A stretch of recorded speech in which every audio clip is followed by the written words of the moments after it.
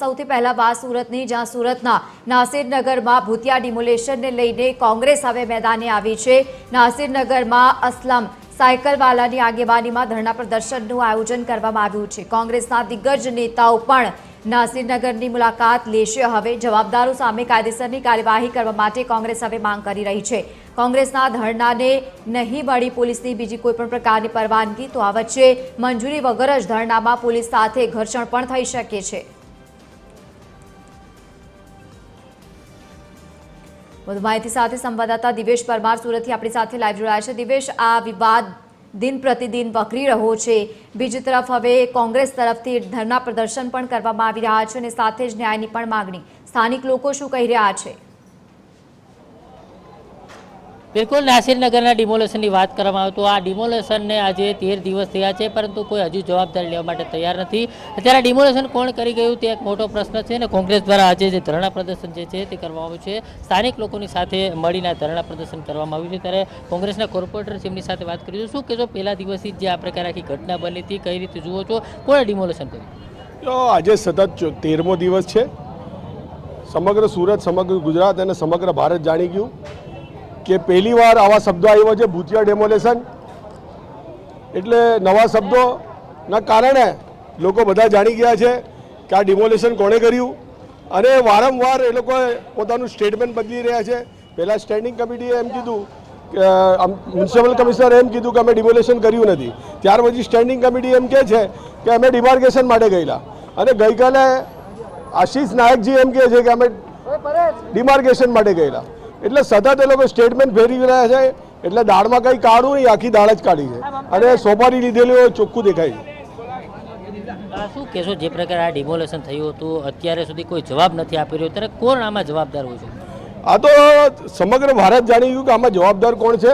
કેમ કે CCTV footage 150થી વધારે રીલો અને તમારા જેવા મીડિયા મિત્રોએ બધું ઉજાગર કરી રાખ્યો છે કે આમાં જવાબદાર કોણ છે। હવે આ લોકો તો એકબીજાને ખોખો દવા આપી રહ્યા છે કે ભાઈ હું હતો, પેલો હતો, આ હતો।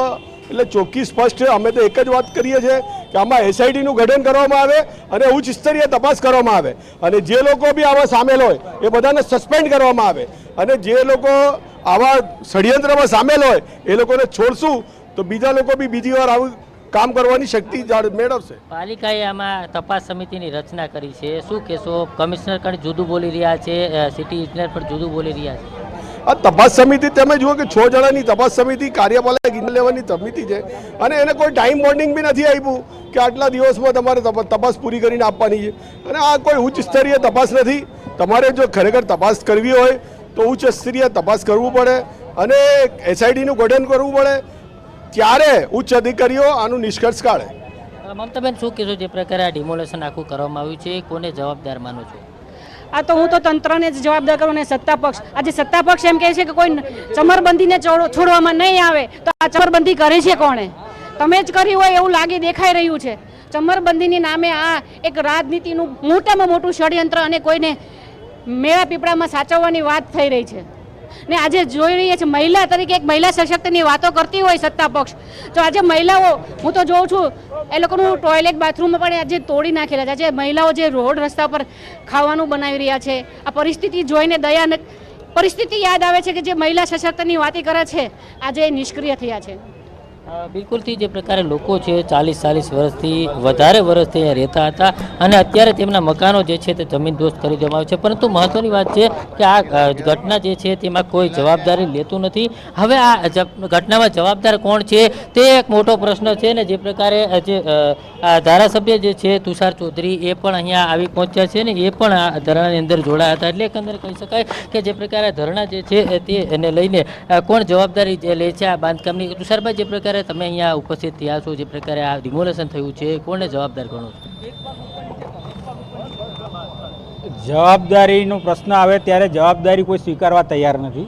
સંતા કુકડી રમી રહ્યા હોય એવું લાગી રહ્યું છે, કારણ કે જે દિવસે ડિમોલેશન થયું એના બીજે દિવસે મહાનગરપાલિકાના અધિકારીઓ દ્વારા એમ કહેવામાં આવ્યું કે અમે કોઈ પ્રકારનું ડિમોલેશન કર્યું નથી, પણ એ જ દિવસે બીજા જ દિવસે કાર્યપાલક ઇજનેર રજા પર ઉતરી જાય છે। તેને અમારે શું સમજવું? જે કોન્ટ્રાક્ટરે જેસીબીને બુલડોઝર આ ડિમોલિશન માટે પૂરા પાડેલા એ અંડરગ્રાઉન્ડ થઈ જાય છે, તો એને આપણે શું સમજવું? અને 12 દિવસ સુધી એક જ રટણ મહાનગરપાલિકાના અધિકારીઓ કહે છે કે અમે કોઈ કર્યું જ નથી અને ગઈકાલે જ એક અધિકારી વિડીયો જાહેર કરે છે કે ભાઈ આ ડિમોલિશન મહાનગરપાલિકાએ જ કર્યું છે ને એ જ સાંજે મહાનગરપાલિકાના કમિશનર રદિયો આપે છે કે હજી તપાસ ચાલુ છે, હજી કોણે કર્યું એ સ્પષ્ટ નથી. એનો મતલબ સાફ થાય છે કે આ ડિમોલિશન ગેરકાયદેસર ગેરકાનૂની રીતે કરવામાં આવ્યું છે અને બિલ્ડરની સાંઠગાંઠ સાથે બિલ્ડરને આર્થિક ફાયદો કરાવવા માટે મહાનગરપાલિકાના અધિકારીઓ અને પોલીસ તંત્ર સાથે મળીને આ ડિમોલિશન થયું છે.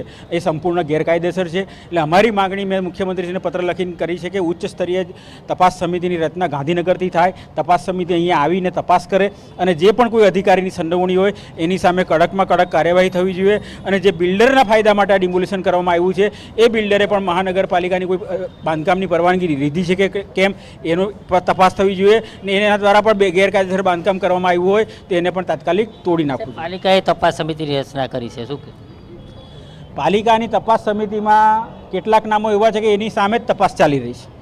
હવે એની પાસે તમે શું અપેક્ષા રાખી શકો કે એ નિષ્પક્ષ તપાસ કરશે?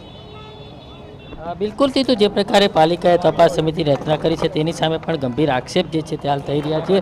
ગાંધીનગરથી જે પ્રકારે તપાસ સમિતિની રચના કરવામાં આવે તેવી માંગ કરવામાં આવી છે અને મોટી સંખ્યામાં લોકો જે છે ત્યાં ધરણા પ્રદર્શનમાં જોડાયા હતા. એટલે એકંદરે કહી શકાય કે જે પ્રકારે જે હાલ આ આખો મામલો જે છે તે મામલાની કોઈ જવાબદારી લેવા માટે તૈયાર નથી, પરંતુ આ ડિમોલેશન કોણે કર્યું તે જે પ્રકારે વિડીયો સામે આવ્યા છે તેમાં પાલિકાના કર્મચારીઓ દેખાઈ રહ્યા છે, સાથે સાથે પોલીસની ટીમ પણ દેખાઈ રહી છે, એસઓજી પોલીસ જે છે તે પણ દેખાઈ રહી છે. ત્યારે ડીસીપી સહિતના લોકો જે છે તે ઉપસ્થિત આ ડિમોલેશનની અંદર જોવા મળ્યા હતા. ત્યારે હાલ જે આ સમગ્ર મામલે ડિમોલેશન કોણે કર્યું આ અત્યારે ભાવુક દ્રશ્યો જોઈ શકાય છે. સ્થાનિક લોકો જે છે તે રોઈ રહ્યા છે, કારણ કે તેઓ અત્યારે જાય તો ક્યાં જાય તે પ્રકારનો ઘાટ જે છે તે સર્જાયો છે. ત્યારે હાલ જે પ્રકારનો આખો મામલો સામે આવ્યો છે તેને લઈને અત્યારે હાલ આ જવાબદારી ડિમોલેશનની કોઈ સ્વીકારવા માટે તૈયાર નથી.